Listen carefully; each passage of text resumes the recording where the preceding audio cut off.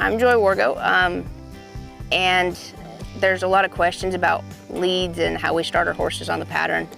I, in particular, when I'm starting a colt, a 2-year-old or a 3-year-old on the pattern, I don't worry much about the leads. I'll actually jog my horses through 3 or 4 times the very first time I go through the pattern with them, and then I'll come back and lope them for 2 or 3 times after that. When I start loping to go around the pattern initially, I will get the right lead going to the first barrel. Now, after that, I don't worry about it. It seems like if I worry about trying to break them down, pick them up, catch my lead, when I first start them on the pattern, I end up causing more harm than good. I end up causing them to step into their second barrel. So for me, it's easier just to ignore it. When they start trying to get through their turns a little bit more, they figure out that turning in the wrong lead is very difficult, and they don't like to do it.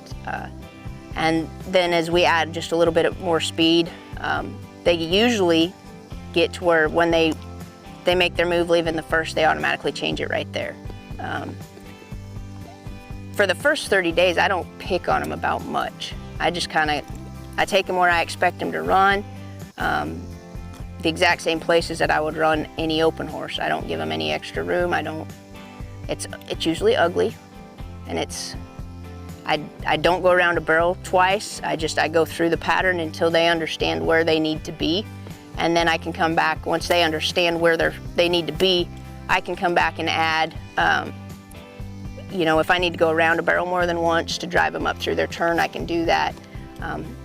As they get farther along and they're, you know, a little bit easier to pick up their leads, usually by the time I'm working them as 4-year-olds, I'll break them down.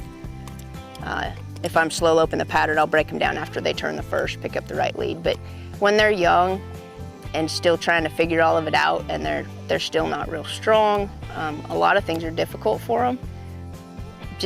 I just do repetition. I just continue to put them where they need to be, where I expect them to be, so they know later on where they need to be. And I try to be really consistent in the way I do that. I try to be consistent in the way I warm them up. You know, as far as how I give cues, you know, when I lope around a barrel, I try to sit deep. I try to drive them forward with my butt. I try to make sure that I use that inside leg to help keep them soft in their rib and shaped. At the 3/4 point, I'll bring a little bit of outside rein and outside leg to kind of help them get quick on the backside. And I try to incorporate that all the time, like day in and day out, so that there is no confusion. And before long, even if I make a mistake, they know where they're supposed to be, and they will do anything they can to try and get where they need to be. So they'll pick up the slack later on if I make a mistake, or that's the hope anyway.